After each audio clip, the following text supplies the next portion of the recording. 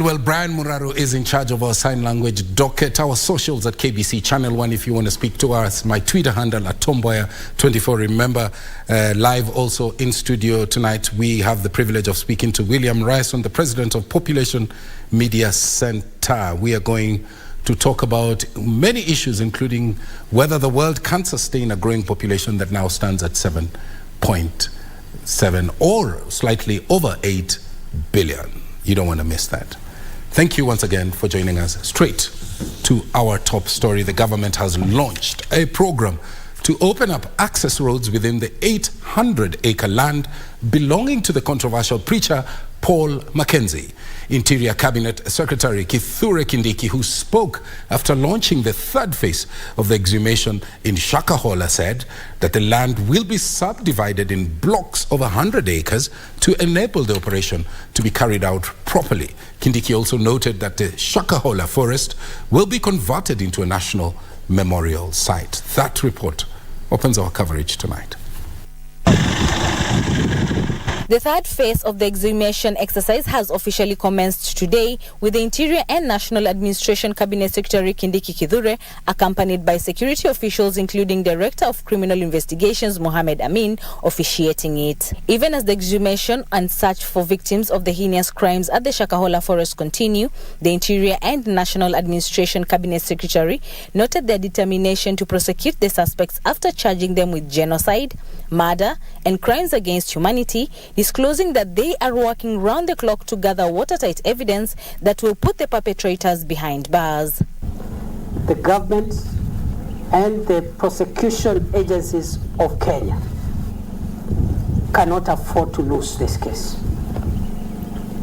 We must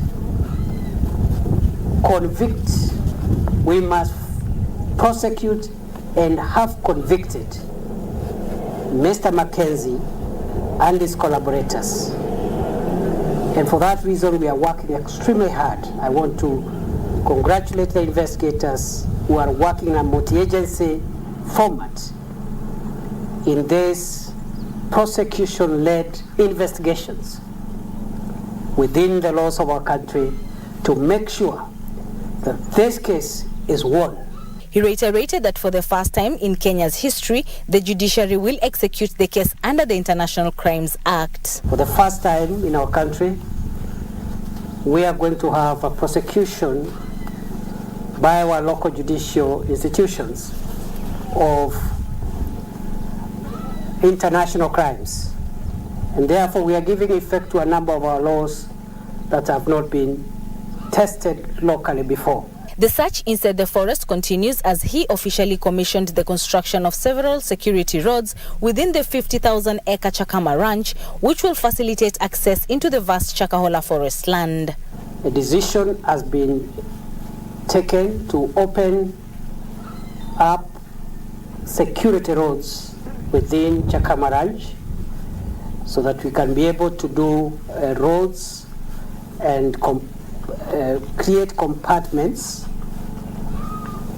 so that every 100 acres we are able to do the search and rescue, both for victims and for graves, in a methodical, systematic, scientific, and final manner. The controversial Pastor Paul Mackenzie and 17 other suspects, including his wife, remain in custody as the main suspects to the deaths of the vast Shakahola forest and will be appearing at the Shanzu Law Courts tomorrow. Meanwhile, at the command center, the Regional County Commissioner Rhoda Onyancha announced that today's exercise saw 9 bodies exhumed, bringing the number of deaths to 251.